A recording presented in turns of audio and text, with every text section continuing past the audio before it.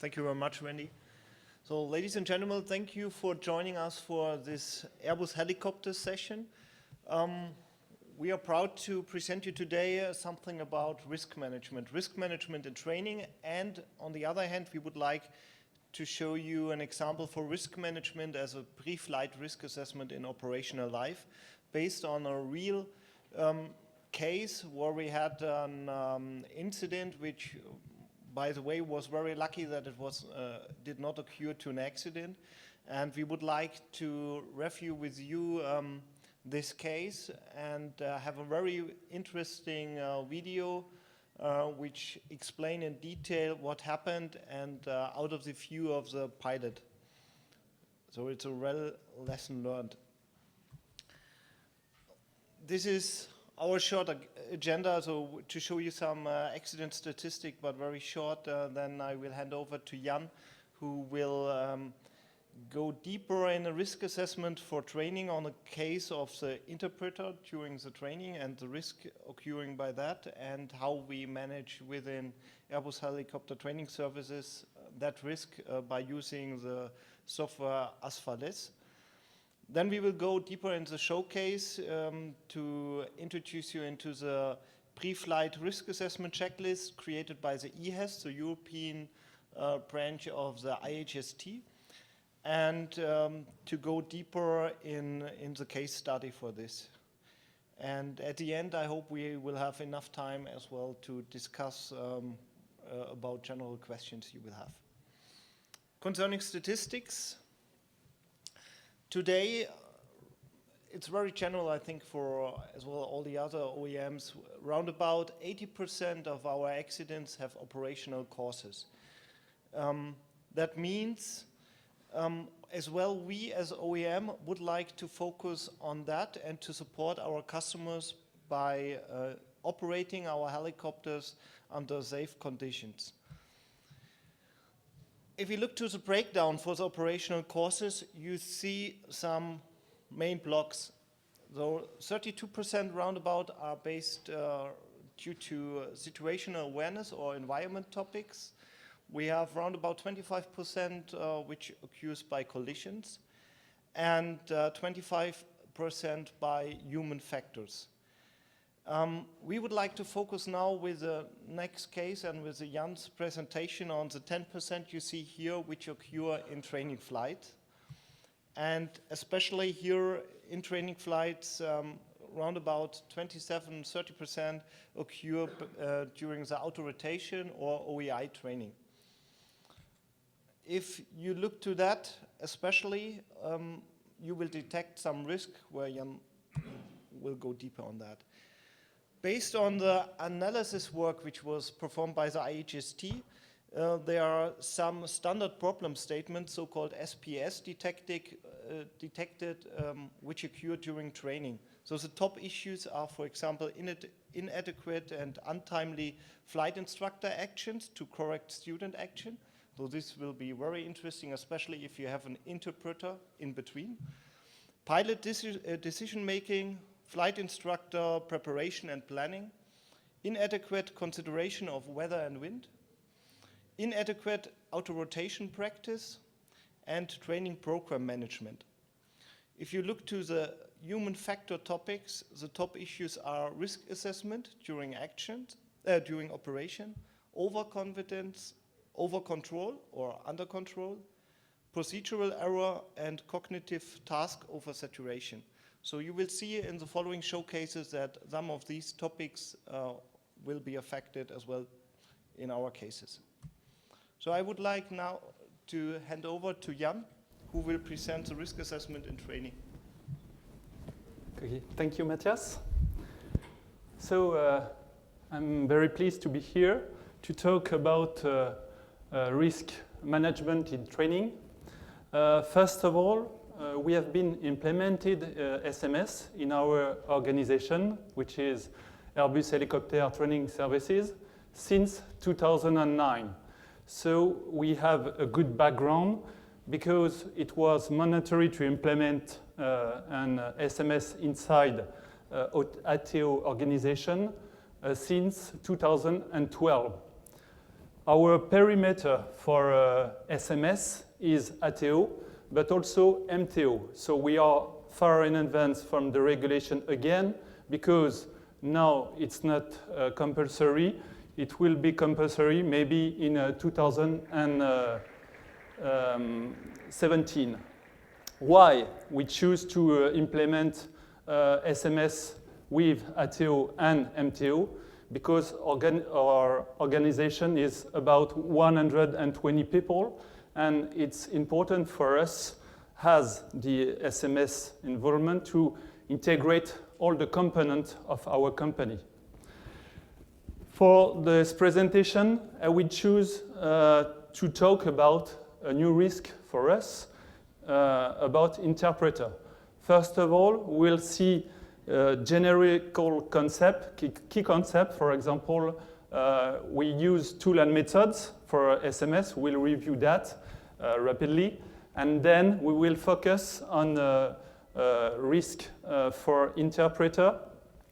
And we will see that we have a problem inside the HTS, because we used to manage the risk by files. We have a files, XLS files with approximately 300 lines, and it was not friendly. So we choose to replace that by a software, and we will talk about that. First of all, about tools and methods. If you want to perform a training, if you, for example, you buy an helicopter, I hope it will be an Airbus helicopter, you can find some interesting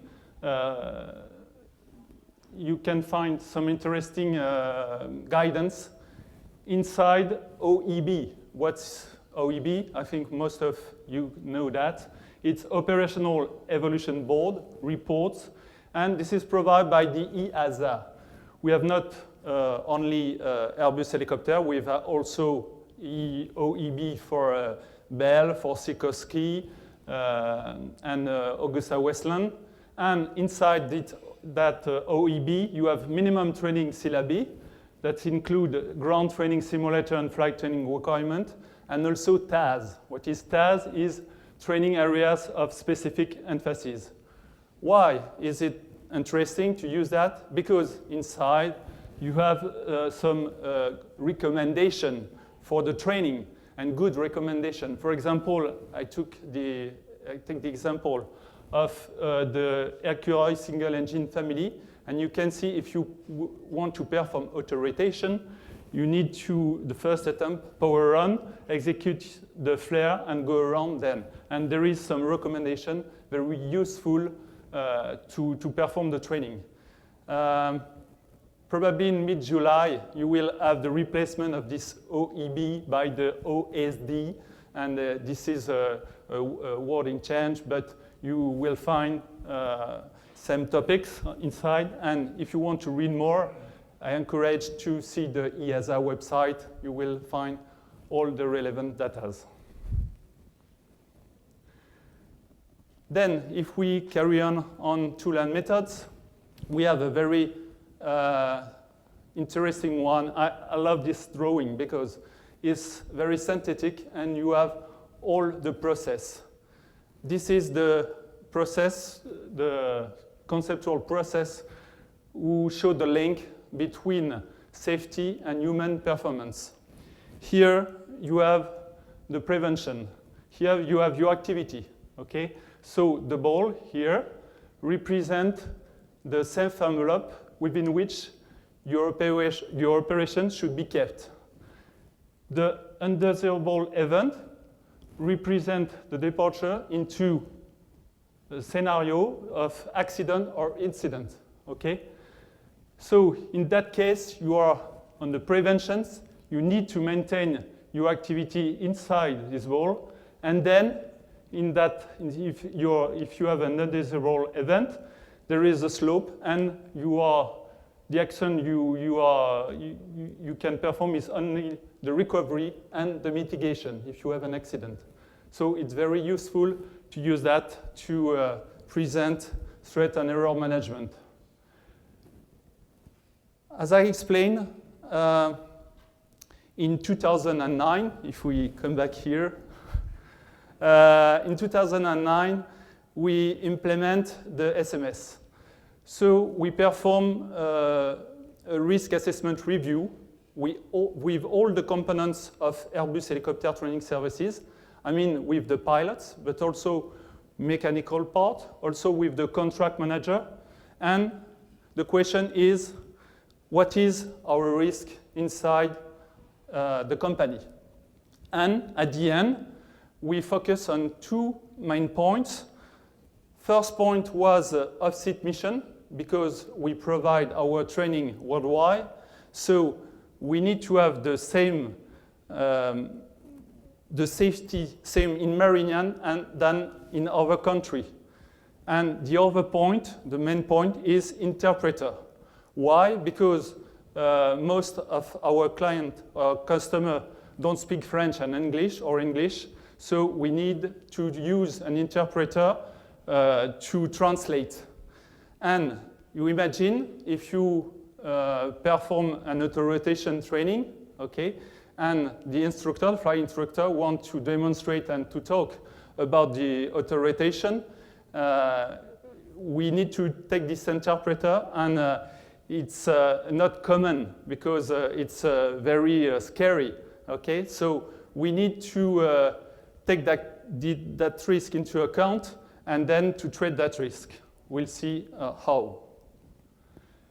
If we come back on the threat and error management, for example, the fatigue of this interpreter we have inside the helicopter, in the helicopter, this fatigue can become a threat for the crew and has to be managed. You remember, you have a prevention and then the recovery. The prevention, why we can apply that? Because we want to maintain our operation in the ball, I showed you previously. And we need to apply Airbus helicopter training services flight operation manual limitation. And if we are now in flight, the only thing we can do is recovery, and recovery is postpone the flight if we have some problem or terminate the flight. Okay, so it's a good example. For us, prevention and recovery action are detailed in our flight operation manual. Everybody knows this matrix, okay, we use for SMS. Which is interesting here is that we use that matrix also for enterprise risk management, okay, it's the same. Okay, you can adapt, we choose a 4x4, but you can choose a 5x5, it's not important. The important thing is that you clearly define the probability and the severity, okay?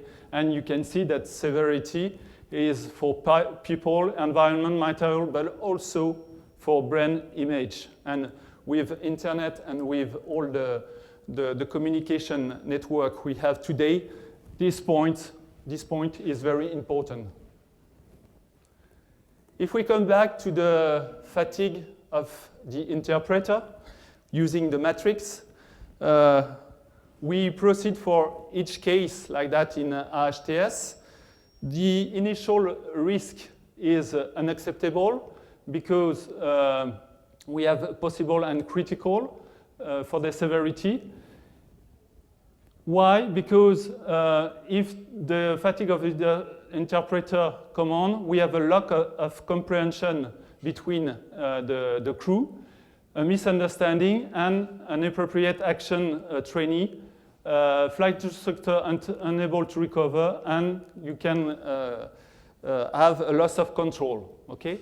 So how we proceed to reduce this risk? We consider the interpreter as a crew member. So we fix the duty period and flight time limitation as for the flight instructor or for the trainee. Then the risk is now decreasing, of course, is serious because, as I said, it's not a common mission to have an interpreter inside our flight. if we take ICAO shell model, the only thing interesting for you is the link between instructor and interpreter. We have no cockpit resource management for that, so we need to select the interpreter, try to have a good behavior for this interpreter, and have a good formation by providing aeronautical knowledge, by handbook, but also by providing a ground course and simulator course. Before the flight, this interpreter must have provided a ground course and a simulator flight. So we are able to know if there is some problem before the flight. And in flight, for the first flight with this interpreter, if otherwise we use a ground course and a simulator course, if there is some problem, the flight instructor can decide to terminate the flight, okay? And then we will choose another interpreter. And we implement this thing in a document, which is the enterprise instruction, okay? And this is the same thing for the other main risk we identify about off-seat mission. Now, I will talk about ASFALES. As I said, we had a problem because we have all the lines of our hazards, maybe 300 lines, and when we want to perform a risk analysis, it was not a friendly use because you need to pick up relevant lines we want to use, then you adjust this and try to present the result for the CEO. So it was a lack of time. It's also in the SMS implementation. It was not something you can share with the other employees. So we want to share with the other employees because communication is the fourth pillar of SMS, and it's a very important thing. We come back in 2009, okay, and we want to choose a risk software, a risk management software, and for aeronautical purpose, and there were no on the market. There's only one for nuclear power plant, sorry, for this specific risk. So we decide to use it and try to know if it's appropriate or not. Hopefully it was. What is ASFALES? So it's a dedicated risk management software. We need to ask this question before choosing this software. What is my fear inside the company? I explained the two main fears we have. What is the worst scenario I could face? And something very important, how do I share lessons learned? I mean, you need to have this in your mind because if you perform a risk analysis, you want to use it again and to share with employee. The principle of ASFALES is very simple. It's for that we use that. We have the source. This is the source of the flow. We have the flow and we have the target. Okay? And we construct all the time using this principle: source, flow, target. And we rely all the puzzle, and then we are able to construct risk analysis. MADS is not a crazy model. It's just a French acronym. You have different MAD phases. First of all, you have to modeling the system. If I take an example, if you want to land in a confined area, okay, this confined area is your system, okay? Then inside this confined area, you have, for example, some trees, some rocks, you can have dust, okay? This is the source of hazards, okay? And then you build up the process, as I explained, source, flow, target, okay? For example, the source is your aircraft, okay? The flow is your displacement inside the confined area, and the target is the tree, okay? So for each process you imagine, you construct this source flow target. And then you can build up scenarios. When you have built up these scenarios, you have the risk management continuity. I mean, you put barriers to avoid that this scenario occurs. And after that, you have the risk assessment with the risk matrix we saw previously. And the point important, the capitalization, is the data bank, because if you, for example, you have several confined area, okay, so the risk is the same for this one, or this one. And you can capitalize this experience using the model. Now, it looks like a bow tie because you have before the hazard or the event and after. And you can put control barriers and defense barriers. You have the cause and the consequence. You can see the example of the interpreter. Here is the interpreter, is the hazard. The flow here is the lack of comprehension. Why? The event is the difficulty to communicate. And the target here is the instructor or the trainee, okay? The blue dashes you see here is the barriers, okay? So, as you can see, it's something very visual, okay? And for the CEO or for the employees of the company, if you build up this process, it's something visual, okay? That's important. Now, I built up for you a scenario. You have the fault tree and the event tree. This is the undesirable aircraft state here. The lack of comprehension between the interpreter and the instructor, or the interpreter and the trainee, okay, can imply a non-correction action and an undesirable aircraft state, okay? Here you have some barriers, for example, the termination of flight for the instructor or the application of the flight manual. Now, if you continue, the event tree, you have the undesirable aircraft state, can imply a loss of control or a forced landing, okay? And the result is a crash, a capsize, a fire hit, okay? And again, we have the target here, and the target is injury or damage to the helicopter, okay? And then again, the barriers.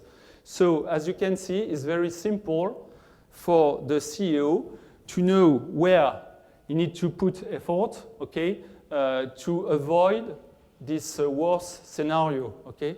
And this is very interesting for us because we can perform the link between these sources and this target and construct what you want. At the end, for your overall process, okay, you are able to know what is the risk inside your company before putting in place the barrier and after putting the barriers. And you recognize the matrix and you know what's the gravity and after that the show you need to monitor, okay? So it's very useful because you have in a simple card the result of your risk management for your company. Thank you. I hand over to Lindsay. First, it's me again before we have the pleasure to change to Lindsay. Yes, you will say probably, Jan said it's very simple and easy to see, but I can imagine it doesn't look like it for you directly if you look to the presentation. But you could be sure it's, like Jan said, it's a big development to change from Excel, where you have a lot of lines and no overview, and if you're feeding this system with information and you could use it for other cases, it's getting easier and easier supporting you to detect your risk and to to act, like we have heard yesterday, first to create the awareness, to see where are the risks, and then to put in, to define some actions and barriers. We would like to show you now as well another possibility or tool which could help as well for the operational life, or what should be, for the pilots to prepare a pre-flight risk assessment checklist, and we would like to show you as well that it's very easy done, and it could be a good tool to avoid risk in daily operations. Like I said, this pre-flight risk assessment checklist, which we will present, is in delivery from the EHEST. And the target was to evaluate the actual risk of the flight or of the maintenance operations. And the good thing is you could adapt it to the different types of flight. So there is EMS missions inside, leisure, training, and you could adapt it individually for your organization as well. The idea behind is that a lot of small, simple situations could, when they are combined, can raise the total risk. You know that with a famous chain, so they could increase the risk dramatically. And the target at the end is to get a classification to say, okay, I am safe, I have to take caution, or I'm in a high risk area. And you see here the link, so the checklist is as well, it's able to download that from the homepage, and you will find as well a more detailed description how to use it, but we will demonstrate shortly. It's very easy to handle. The list, I know it's difficult to read now, but it's just an example for that. It's classified here. You see the EMS mission for one pilot. You have different categories, starting from the personal condition to the regency to the helicopter and the weather and other facts. And you go step by step to evaluate your risk. You have some questions, and the idea behind is that you define a green, a yellow, or a red area, so there will be scores behind. And there's one major rule which is important. If you have a 2, you will see there is a marking red, and you have to you have to define an action. So it's not just to be aware that there is a high risk for this special point. You have to define an action to reduce this risk. And what is very important, you should perform that once a time, maybe before the flight, to get as well a personal feeling about your situation at that day. And we would recommend that this should be done, for example, within the crew, because it's easier to have a discussion in the crew and to get as well the feedback of the others instead of doing the risk assessment alone, but it's possible. So we just have included more information here, because if you will receive the presentation, it's easier to get a guidance. But we would like to show you now practical. So Lindsay? Yes. Yep. We would like to explain you first some facts about the showcase we will have, and based on that to prepare the risk assessment. So as Matthias mentioned, we have a case study on an inadvertent IMC event that we learned about. Actually, the customer contacted us with, the aircraft was equipped with a GAU 2000, which is an Apario system, and it records inertial flight path data. So the customer contacted us with that information and provided basically a flight path video of this inadvertent IMC encounter. So we, a couple years later actually, when we found out who the pilot was, and he no longer flew for the company, and the company had told us, yeah, go ahead and use this for safety training. So we were able to contact the pilot and get more information about the incident. And so I'm going to review kind of the background of the pilot's state, the mission requirements, that sort of thing with you, and we can go through this EHEST risk assessment tool and kind of evaluate that based on what we know about the pilot and the mission, just to show you as an example how you can use it. So the pilot of this particular mission, he was a retired Air Force pilot. He became an air medical pilot. He'd been an air medical pilot for about 10 years after retiring from the Air Force. He had pretty extensive experience, over 3,800 hours of flight time in both day-night conditions, VMC, IIMC. He was actually an instructor for instrument a lot of at night over the Everglades of Florida. So what you would consider a very experienced pilot, also experienced in the make and model that he was flying. The particular incident we're going to review occurred during the last day of his 7-day shift. And during his previous 7-day shift, he had not flown any missions, nor had he during this particular shift. So he'd gone about at least a month without flying a mission, and he was pretty anxious and eager to go fly an air medical mission, which you'll see will kind of come into play. He had many stresses in his personal life. His wife had recently undergone surgery. She had some medical issues. He had recently moved his sister a few times. Both of his parents had passed away in recent months. So a lot of personal stresses going on, not to mention the fact that he was also commuting from several hours away to drive to his base, which was located in Texas. The aircraft was an AS-350B2, which is a single-engine aircraft, not IFR equipped, for VFR flight only in this case. EMS configuration, so pilot up front, basically the litter extending from the front left seat to the back, and then the medical crew members in the back. So basically he didn't have a crew member up front with him, like you see in some air medical helicopters. No autopilot or HTOS, and as I mentioned, equipped with the Aperio GAU 2000. The environment that night, he was called in the middle of the night. The weather was not too good. It was marginal VMC. The ceiling was getting slightly lower and fog was developing. And we'll talk a little bit about the alternate spot later on. But basically they had requested him to fly from the base to pick up a patient at a kind of a pre-prepared scene, one that a general area where he'd been to before, and when he realized he couldn't make it to that, they actually requested him to go to an alternate site. But we won't consider that for the risk assessment because we don't know that ahead of time. Mission itself, an air medical mission, night, marginal VFR, contacted and requested by ops in the middle of the night. It was around 2 a.m. For the patient transport, so not inter-facility. Pilot, 2 medical crew members on the flight out there to pick up the patient, and then on the flight back with the patient is when the incident actually occurs.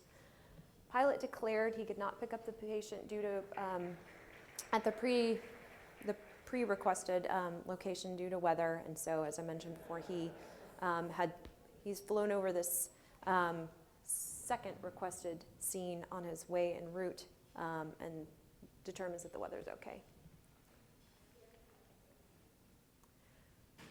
So this is, if we're going to go to the risk assessment. And as Matthias mentioned, one of the really valuable things about this risk assessment, I think we're all kind of on a mission to find the perfect risk assessment, which I'm not sure if it's possible, just really due to mission diversity, a lot of times lack of time available on the part of the pilot to fill out another form or do more paperwork. But this one's great because there are several missions you can choose from. I know for us in our operation, we've got training, experimental flight test, demonstration flights, lots of different missions. So this one you can kind of use and tailor to the specific type of operation. So for this incident, I've kind of pre-filled it out, but I'll go through a couple of these. And as Matthias mentioned, there are some of these, when you mark a number 2, it pops up red, and a mitigation in that case is required. And in some of these, the mitigation is pre-filled. So some of them are definite no-goes. Others, you would just basically maybe talk with your management and determine what the best mitigation strategy for that is. So not only is this a no-go tool, which a lot of people think a risk assessment, that's all it is. It's really something to make you think about what your risks are and how you can mitigate those. So we'll start with the personal conditions. Basically, physically he was in relatively good shape. no medication. His sleep, he had moderate sleep or no sleep in the past 13 hours. He just generally wasn't sleeping well, and he'd been woken up in the middle of the night. So we kind of gave him a middle of the road number 1. You can do 0, which is green, 1, which is yellow, or 2, which is red, if you can't see at the back of the room. The first place we get a red, mentally or physically fatigued. Stop and get released from duty. That's the set mitigation in there. But oftentimes, as you'll see in the video, it's discussed as well, are we really a good person to be assessing what our level of fatigue is? And how many pilots are actually going to say, I'm so fatigued, I'm so mentally exhausted that I can't take a flight. So that's an issue we need to look at. Food and drink, basically he was all right. He hadn't eaten recently because he'd been trying to sleep. Physiologically relieved. Emotionally, this is another red number 2. Emotionally stressed, legal, financial, or family problems. As I'd mentioned before, lots of issues going on in his personal life that were really distracting him, he admitted later on. Okay. As far as recency, in the aircraft itself, really not any issues there. He had plenty of, well, from an experience standpoint, plenty of time overall, plenty of time in the make and model. Last flight on type, as I mentioned, he hadn't really flown in about a month, at least a month. So that would give him a medium score of 1 there. For operating base, he was familiar with the base. He'd been flying there for quite some time. As far as mission planning, approximate or experience-based empiric calculation. Basically, this means he's generally kind of familiar with the area. He knows generally where he'll be going. A little bit of mission planning is required in this particular case, as it usually happens for air medical. Known anomalies with the aircraft, none, and that's, sorry. Okay, I apologize. So planning, mission scheduling, not scheduled flight requested with some planning allowed. So same as I was just talking about. Mission complexity, medium complexity, mission typology, already seen a few other times. So generally familiar. Flight rules, VMC, IFR, or night flight, which is also medium risk. So you're seeing on here, some of these are recommending mitigation strategies. So not definite no-go, but hey, this is what you want to do. Maybe review with one of your peers and study a little more the conditions. For aircraft, generally, as far as helicopter equipage for the mission, it was legally equipped, but considering the marginal conditions, not really. It was not instrument equipped, nor was the pilot current or proficient in instruments. No known aircraft anomalies. Weight and balance was good, so really no issues there. Okay, for the environment, another red one we've got right here, at night. Just basically suggesting studying the flight profile with accurate weather forecasts and respecting IFR minimums.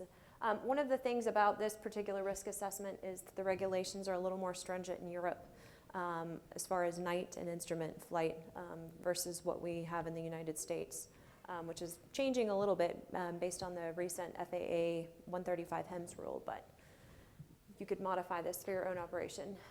Again, marginal VMC, wind, rain, snow, that stuff really not an issue in this case. So the last section here is external pressure.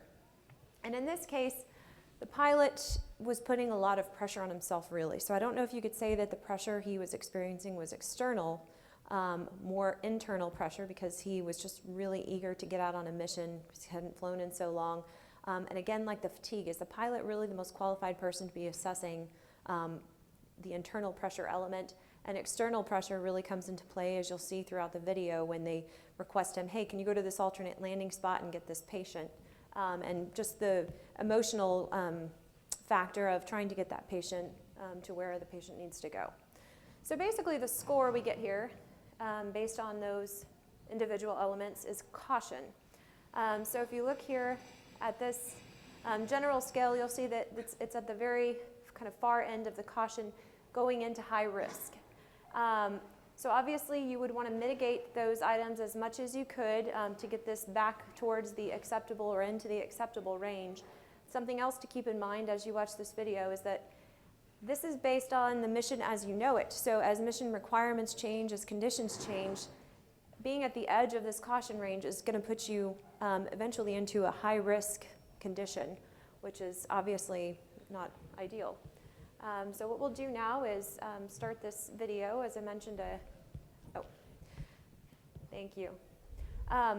So the first video that Matthias will show is actually the 3D flight path replay from the Aperio software that was sent to us when the operator contacted us. Basically, the pure flight path attitude of the aircraft in the inadvertent IMC event.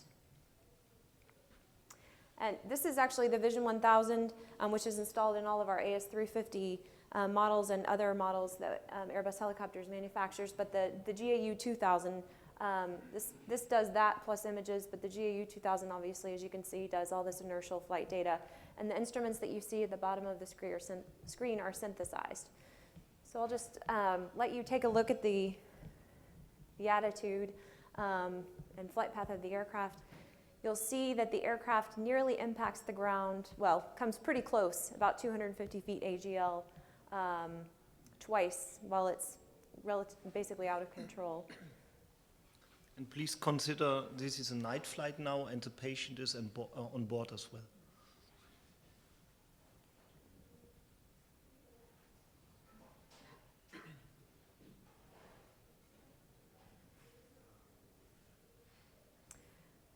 One of the things that the operator also asked us about when they contacted us to tell them what to inspect was the GAU 2000 calibrated accurately? Could this really happen? Did this really happen? And a review of the flight data and the device itself that Aperio did revealed, yeah, it was calibrated right on target. So this is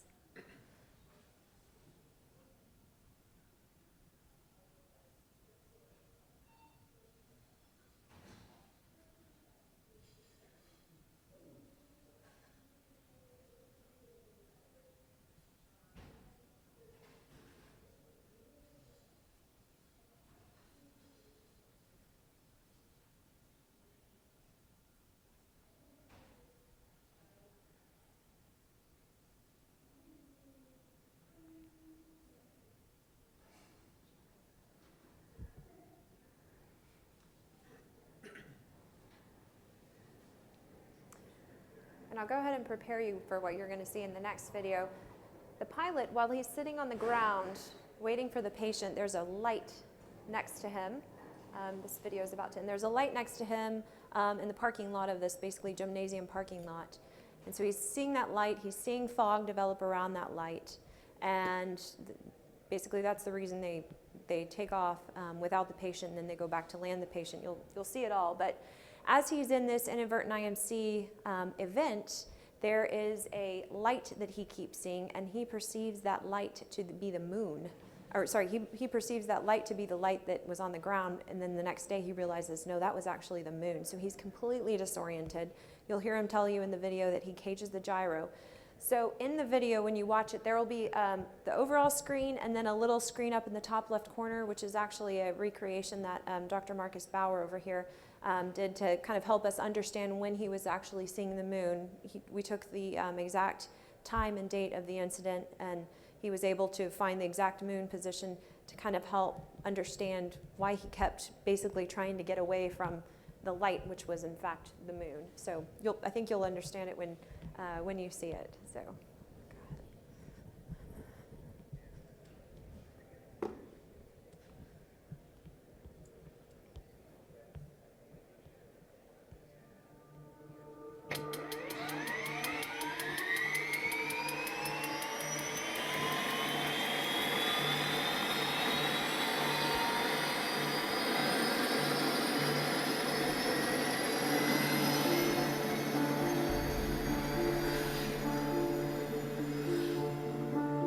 Aircraft are more technologically advanced today than they have ever been, and more detailed weather information is at our fingertips than ever before. Yet the rate of accidents in the helicopter and general aviation community remains relatively constant. One of the leading causes of accidents is inadvertent flight into instrument conditions, otherwise known as IIMC. Unfortunately, such accidents are usually fatal. A basic search for these tragic accidents on the NTSB's Aviation Accident Database yields pages of results. Investigation reports reveal that many of the pilots involved in these accidents had thousands of hours of experience and training to prepare them to avoid or recover from such situations. Sometimes that is not enough.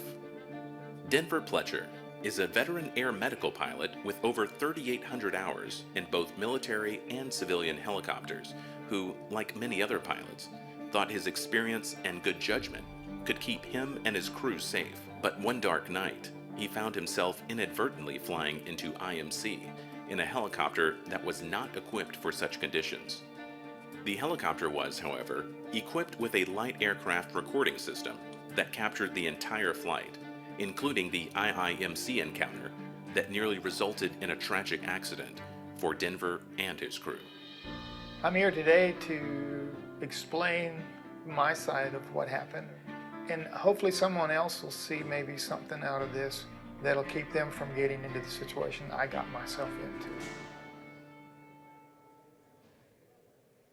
I joined the Air Force in '71 and went to helicopter training school at Fort Walters, then to Fort Rucker, and on to many different places in the Air Force. Our motto was that others may live. And I always took that to heart. I feel like I gave of myself to help someone else. I retired out of the Air Force in 2002 and started EMS until 2011.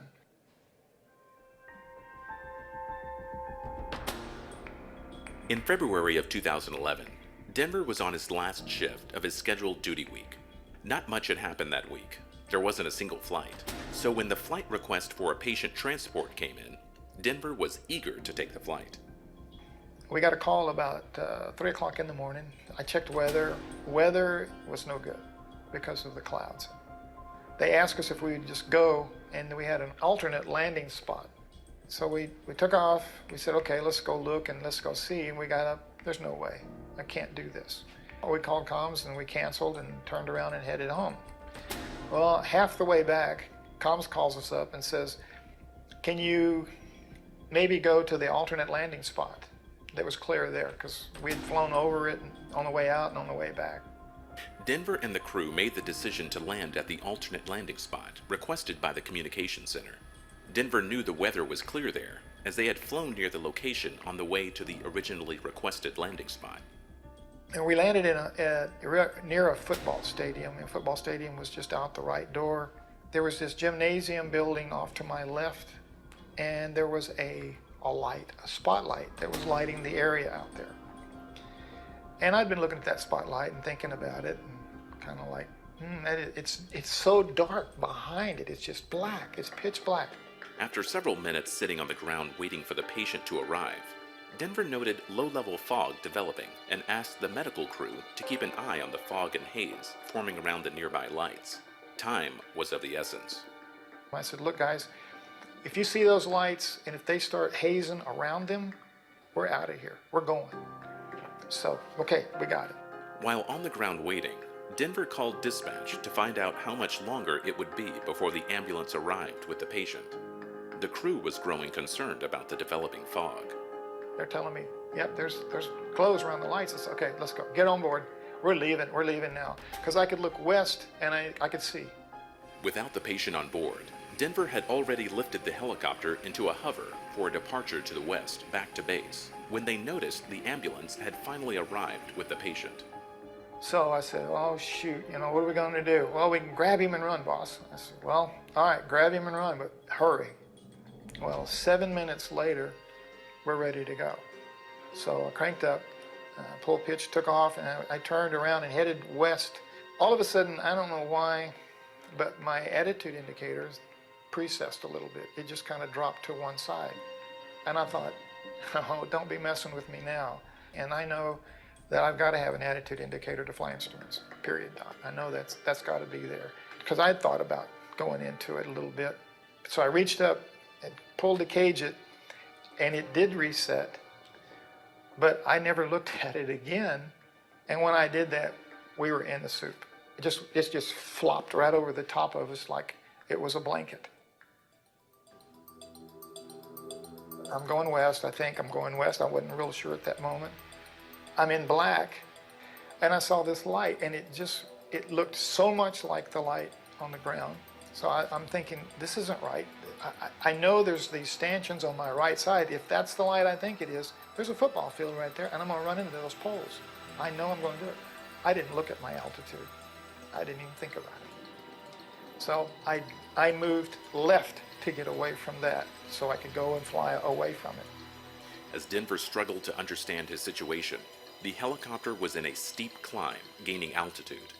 Instead of turning to the left like he thought, Denver's inputs resulted in a dive back towards the ground, followed by other extreme maneuvers. So the second time we come up, and there's that light again. I'm looking at it. I'm like, oh shoot, I've got to get away from that light. So I did it again. Tried to get away from where I thought I was. And then all of a sudden, I'm sitting there thinking, what the heck is going on? What's wrong here? What's wrong with this picture? And it dawned on me, get on the gauges. So I got on the attitude indicator, I leveled the wings out, I checked my power, I had my power in, it was going well. And I was turning the aircraft from, I think it was going north at the time, and I was turning, trying to get back to the west, because I knew it was clear out that direction. And on the gauges, we climbed up, popped out. Oh, it's great. It didn't dawn on me until the very next day that light I saw was the moon. And it looked just like that light with all the black in behind it. And it just blew my mind. Denver completed the mission and returned to base, but the perilous encounter that occurred that night continued to concern him and his crew. Now it's shift change, almost. So I walk in, and our lead pilot's there ahead of me, and daylight's just come up on us. And I looked at him and said, boss, I think I screwed up. He said, what do you mean? And I tried to explain to him a little bit of it. He says, well, I think you did just fine. You're here. And you took your patient, you brought the aircraft home, you did good. I said, no, there's more to this than I did good. No, sir. He said, well, you're off shift, go home. The poor young guy and young gal that were my crew that night, they actually told the lead pilot, we don't want to fly with him. Something's not right. Following the incident, Denver's management chose to reevaluate his competency as a pilot. A company check airman evaluated Denver's overall competency, and specifically his inadvertent IIMC recovery techniques. At the completion of this evaluation in a simulator, the check airman approved Denver to resume his flight duties. Denver's story isn't an isolated incident. Too often, pilots find themselves in unsafe situations. It's seldom due to a lack of basic piloting skills, but rather circumstances, human factors, and/or a lack of recent, relevant training, which lead to poor decisions that can sometimes result in an undesirable outcome, or even worse, tragedy. A lot of what ultimately the decisions are hinged upon when you take or don't take a flight are very subjective. We devise systems to help the pilot analyze all of these items like a risk assessment form. The interesting part is the pilot is often the least qualified person, not often, always the least qualified person to assess his or her ability to fly the machine safely. I feel like I'm just like everybody else. I would have, and I did say, I'm okay. Even regardless of this is my last night on my shift, I'm tired. The risk assessment was kind of out the door. It didn't really count in my mind because I'm there. I'm going to do this. It's my job. This is what I'm supposed to do. Not in 32 years of being in this business has a pilot ever told me, I can't do this. We, as an industry, must recognize and seek measures which can help the pilot maybe not be his own evaluator, but have other crew members be the evaluator of the pilot. Maybe it's dispatch which is the evaluator of the pilot. Or maybe it is a better risk assessment form, a risk assessment form which really does delve deeper into the pilot's safety of flight. The risk assessment is a formalized effort by the pilot and/or organization to examine, quantify, and document the risks associated with a particular flight, and assist in the go, no-go decision to take a flight. The ability of a pilot or crew to turn down a flight for any safety reason and there be no negative repercussions from their management is a good indication that safety is the #1 goal in their company or organization. When we turn down flights, we oftentimes review the circumstances surrounding that.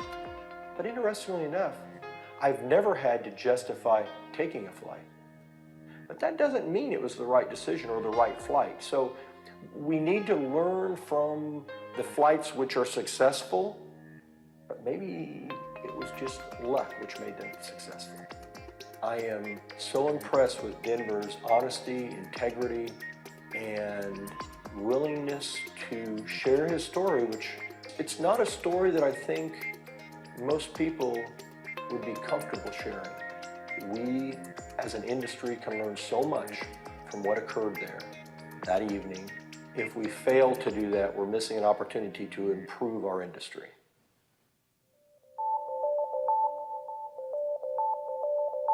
Giving the pilot and crew the ability to say no and providing a better framework to assess their readiness and safety decisions are only the first part. Having objective data and the ability to review what took place during a flight is also highly beneficial to enhancing safety. One of the biggest challenges we face as accident investigators in the helicopter and general aviation community is simply a lack of information available during the accident investigation because unlike the airline industry, we don't have cockpit voice recorders, flight data recorders installed on our aircraft typically because they're so expensive, they're so heavy, and they're very complex to install and certify. So something I'm really proud of that our company has done is joined up with a company called Apario Systems to develop a light aircraft recording system that can be used for proactive flight data monitoring as well. It's called the Vision 1000. And we've had a couple of accidents where the Vision 1000 has captured data and it completely changes the way we look at an accident. You know, it puts you there in the cockpit so you can evaluate the entire decision-making process of the pilot, all of the external conditions that we could never imagine as accident investigators. On the night of Denver's incident, the AS-350 helicopter he was flying was equipped with an early version of the Vision 1000, which contains accelerometers to record the helicopter's attitude and flight path. When I found out that the aircraft had accelerometers on the thing, I was just in awe. When I saw the video, I saw what happened. It helped, I don't want to say closure, but it helped me to understand a little bit more of what I did. And I think it should be there because it helps us be honest with ourselves and take care of our machines. Devices like the Vision 1000 allow us to review incidents like Denver's that none of us would ever know about. So for every accident that happens, there are probably hundreds of events like Denver's with this type of device in the future. We can know about that, understand the cause, fix that, and prevent that ultimate accident from happening. If we seek to find a solution, we must first seek to understand the problem. To minimize the occurrence of future inadvertent IMC accidents and work toward eliminating them altogether, objective data must be analyzed to identify and understand the decision-making process and factors that lead to such accidents. That information then must be used to provide realistic and relevant scenario-based training to better prepare pilots and crews for the situation and decisions they will encounter. As with all pilots, the dream of flying never leaves. With Denver's story, he chose to retire early and walk away from his love of flying to deal with the uncertainties and concerns he had about his own safety. He wanted to share his story so that others may live.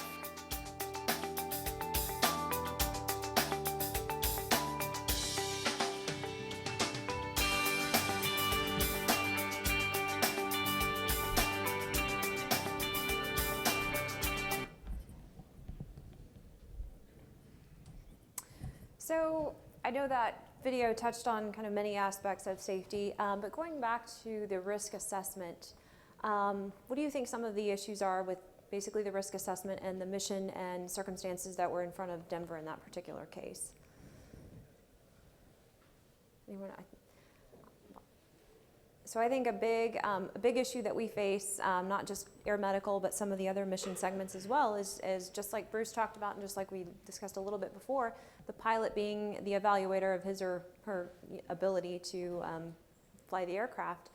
In this case, the fatigue, the emotional issues that were going on, and him being at a base by himself and maybe having his med crew, but maybe, I believe pilots in the air medical industry are always kind of trying to put the med crew at ease. Hey, you can count on me, I'm here to do the mission. So maybe in the air medical industry and others, the pilot maybe talking with a base next door or having a kind of regional approach to risk management and assessing those risks, and really, truly, when something is an issue, having a direct mitigation, such as stop, cancel the flight, or not just something really so subjective. Let's see. Another just point, when you're for the risk assessment, when you're close to the threshold like he was, when his mission requirements changed, when they said, hey, can you go to this other location and pick up the patient? At that point, knowing kind of where he was on that risk assessment, his decision probably should have been, no, I'm going to go back to base. And especially when he's on the ground, they make the decision, they're going to take off without the patient, and then the ambulance arrives. So those changes piling up when you're already, kind of at the verge there. Just out of curiosity, how many people in your operation use a risk assessment? What are some of the biggest challenges you all see with the risk assessment in general? Subjective? Yeah, definitely. What else? One of the interesting things I saw in that video was, he said, looked at the weather and said, we can't go because the clouds, and the dispatcher said, why don't you just go take a look? And so that, I think, would ultimately influence this risk assessment as well. So, and that's one of the things that we actually discussed in the previous session, was the ability of the dispatch or the communication center to have that risk assessment and know exactly where the pilot, how that risk assessment has been evaluated and what the specific items are that might push that flight into a little bit more of a caution range or higher risk range, and basically knowing based on the already completed risk assessment when not to ask for modifications.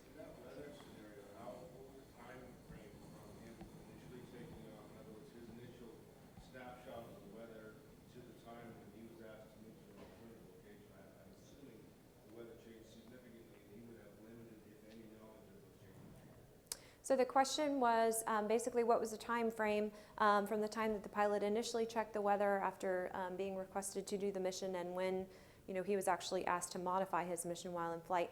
And I think that was somewhere between about a half an hour and an hour time frame. And so he knew that the weather was marginal, but thought, and I can't tell you how many times I've heard, I've primarily done accident investigation for our company, and we review oftentimes the communications tapes between the pilot and the dispatch center. I can't tell you how many times I've heard the pilot say, well, it's a little marginal, but I'll give it a try.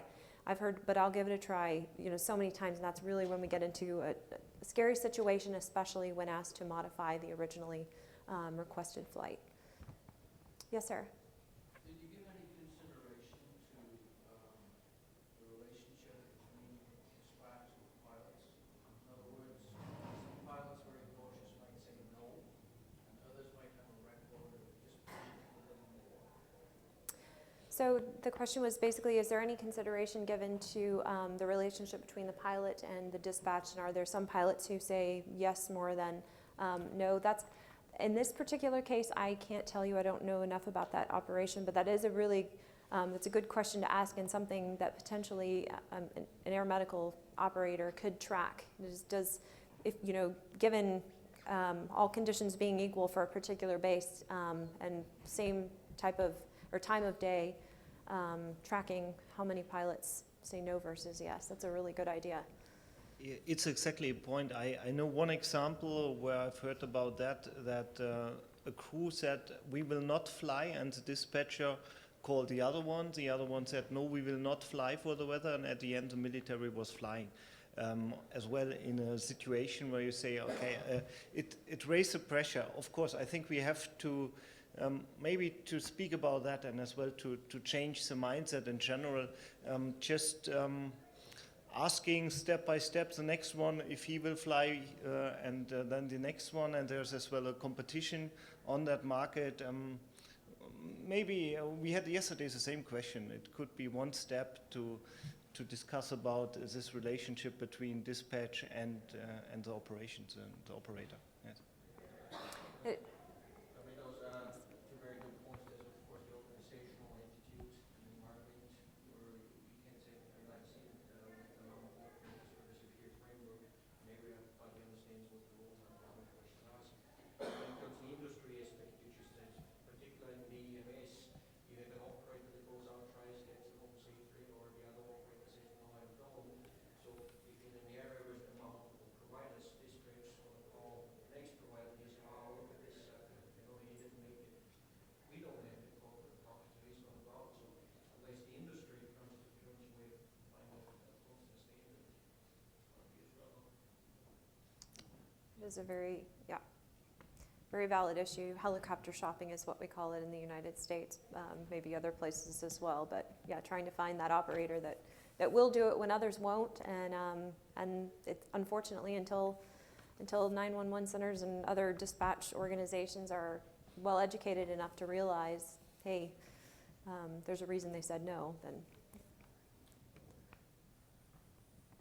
any other questions, comments, just about risk assessments in general? Well, I have a curiosity question, mainly Yes. because I've never flown EMS apart from, a search and rescue and emergency missions in the military. Now I fly oil and gas. But coming from Europe, one of the questions I would like to ask is why, knowing that a pilot normally is very bad at making a self-evaluation, why not throw a second pilot into it and only do those kind of missions with two pilots?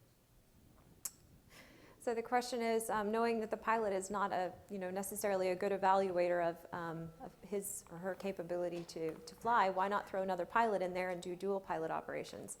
That's a very controversial subject. When you start talking about weight and mission, basically performance of aircraft and all of that stuff, it's a hot topic. And then there's a discussion between having that second pilot, or would it be better to have an autopilot on board? But yeah, it's a very good point. But I think regardless of whether it's a second pilot that's actually flying, or just a second pilot that you consult with within your organization, or just even someone who's not a pilot but just understands safety and understands the decision-making process, very, very valid point. I know it's cheaper, but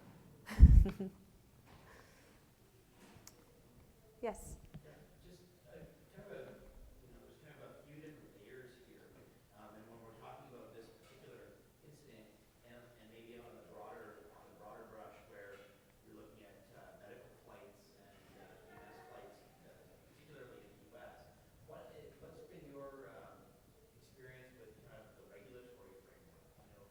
With the number of accidents, the number of incidents that are within this, obviously, the types of aircraft, types of scenarios that they're flying in, in one sense, it's similar to the sightseeing, types, what we would call the air taxi style environment in Canada, but actually it's not, right? So they're being regulated in that kind of same framework, but it's actually quite a bit more risky. So just kind of curious from your point of view, what you've seen lately in that.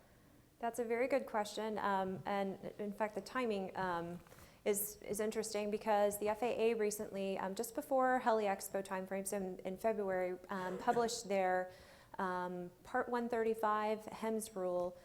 So some rules that encompass all of Part 135 operators, but some specific rules just for air medical operators, to make the regulatory framework a little bit more stringent for them. So some examples of what they're requiring are instrument ratings for air medical pilots, quite a few operational rules related to weather, requiring an operational control center for operators. I think it's 9 or 10 or more aircraft. I need to look at that again if anybody knows. And then additional safety equipment such as flight data monitoring systems within 4 years. Other equipment, radar altimeters, HTOS systems required to be equipped within 3 years, which I think all of that is wonderful. I think we just need to be careful as an industry that we don't rely too much on the technology to make us safer and more on just the overall decision-making process and culture of our industry to get us where we need to be. But there is, yes, currently, that FAA rule we'll see how it kind of shapes the aeromedical industries. What's interesting too is if so under 9 ships in an Amazon operation, then it's just still pilot self-dispatch. Exactly. So that goes back to the original question where, there's no other pilot there, how are they making that decision making? Exactly. I'm trying to understand it from your risk assessment to make sure you categorize the pilot in terms of experience.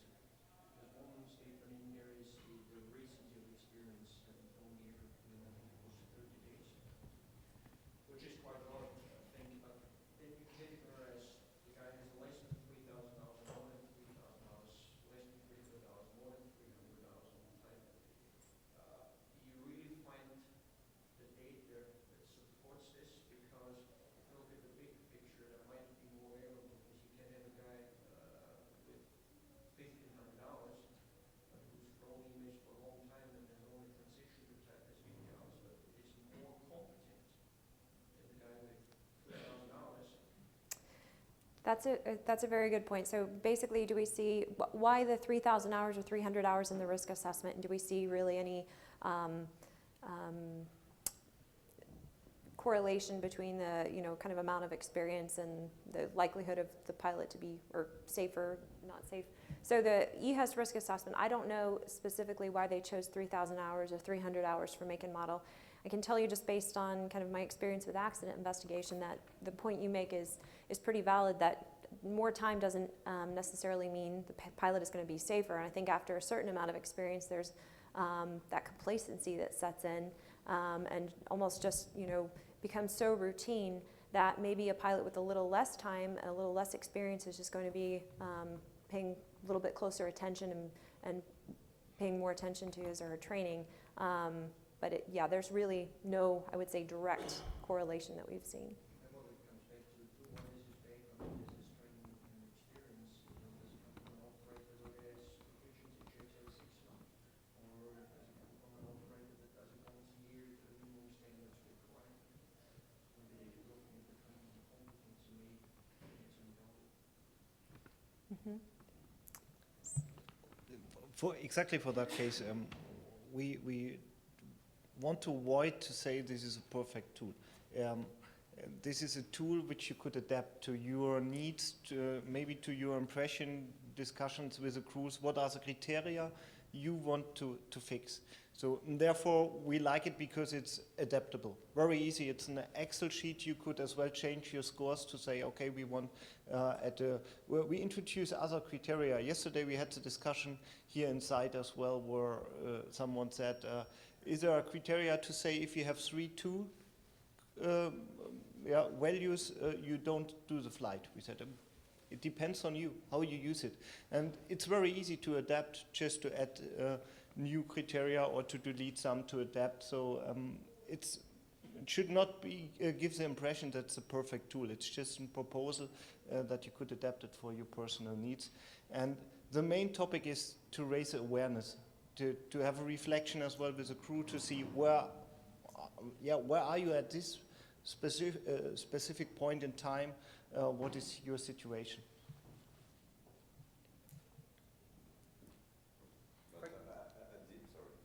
At the end, this is totally subjective. If the pilot still wants to fly, we put the bugs where he wants them. So maybe the point is to make it officially in the company. Maybe we should think first that, like we do in incident reporting, like Anonymous, he has a first step for the company to do a kind of self-assessment for the pilots for a certain period with all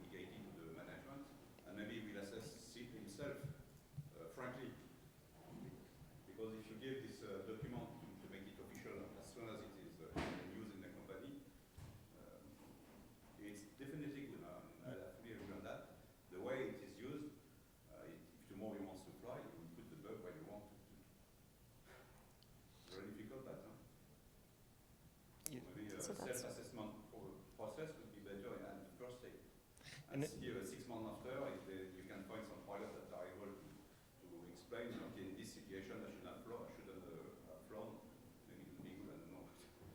It's always difficult, this kind of stuff. Necessary, but I think you could possibly put some checks and balances in there, and the obvious one is to share that the role of filling out the risk assessment. So a person, certain things are subjective, like what is your emotional state? Well, you may not be able to rely on a colleague to tell you that, so you'll put that in, but you'll have to check and balance. And some of it is more quantitative in nature. You know, what are your hours or your experience on this? That's quantitative. So it's a quantitative and qualitative measurement, but the check and balance is you have somebody that knows you, a colleague. It's the second pilot's very easy, but perhaps it's a control center that's also contributing to that risk assessment. So it's not just on the pilot that's going to, like you say, fill the box so that he can fly. yeah, I know, but if you're in a single pilot operations, it's very difficult. Nobody is there to assess it. Possibly, but you and that's what we have to find. You have to find somebody else that shares that responsibility. Maybe it's a control center, maybe it's I agree. That's what we've seen in some of the larger aeromedical organizations. There's somebody always there at the control center who is a pilot who, maybe they lost their medical, or maybe they're, just past the point of wanting to fly, but somebody with that background and experience to really understand the decision-making process that the pilot is having to go through, and the different conditions that maybe a dispatcher or a person just dispatching the flight wouldn't necessarily understand. So taking some of that off of the pilot. If I can interject quickly, I just would like to know, because reading your bios, Matthias and Lindsay, you both are in agreement of using proactive use of FDM, right? Absolutely. We use it in CHC, but how should it be used? Penalizing, not penalizing, one slide before, I believe it should be used in a just culture. I do really like the concept, I have to say, and I guess it would need to be tested. I like the concept that Mr. Tony Kern talked about the other day about using it in more of a positive framework to basically reward good flight profiles, safe flying. I think that's maybe a more positive way to think about it, because we have received a lot of negative feedback from pilots, and I think generally once the system's in there and once they see that it is used in a just culture, like you do at CHC quite well, I think it's fine. But I absolutely think it should be. I think the feedback is necessary for a successful program. If pilots don't feel like they're getting any feedback, then they're not going to accept it. So. And like you said, with the flight data monitoring, so my impression is it would be interesting to get your feeling for that in the last years as well, the mindset has changed.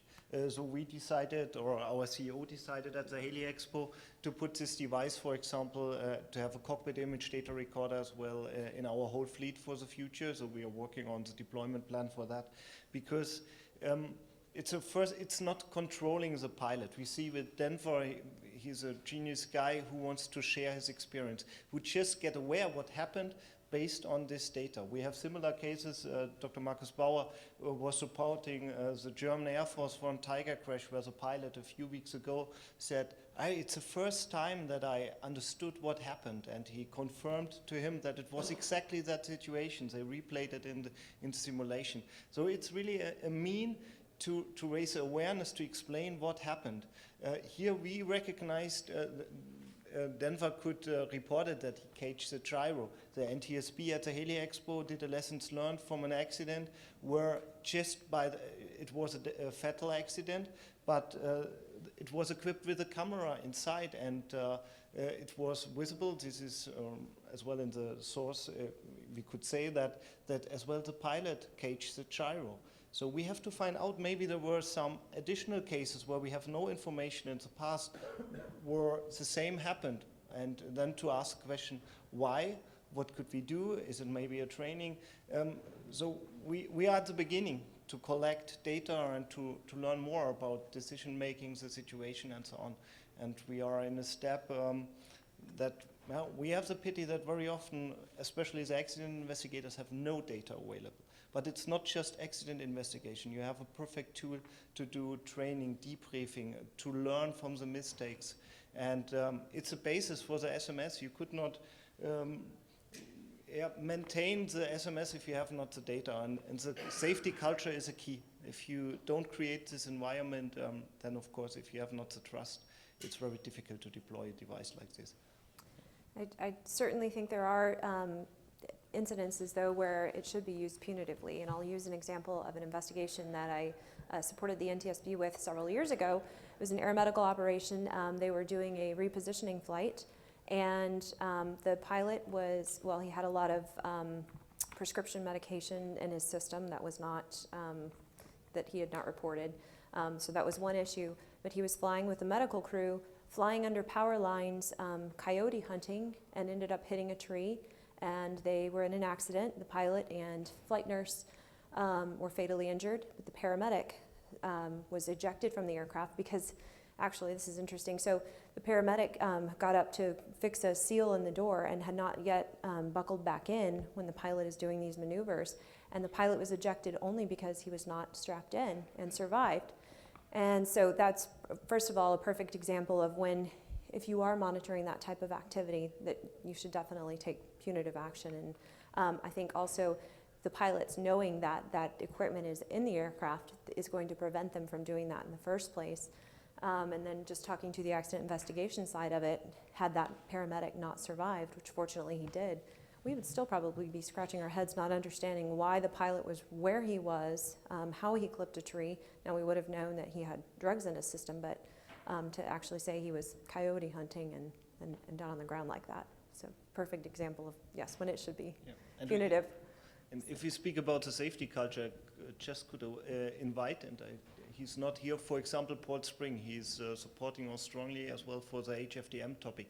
He based his safety culture, the culture in his company, based on the device. So he started with that and he developed this, and he is performing as well presentations in the frame of the HFDM community. So it shows that on both ways you could develop this. You know, we are at the beginning, I would say. I wanted to know your opinion because, yeah. as you know, people don't know, we have quarterly meetings. Every base has a quarterly meeting with FDM data, all anonymous, saying this has been the exceedances, you've been doing like too much nose down, too much this, too much. There's actually a lot of control, but in a way, it's a safe practice.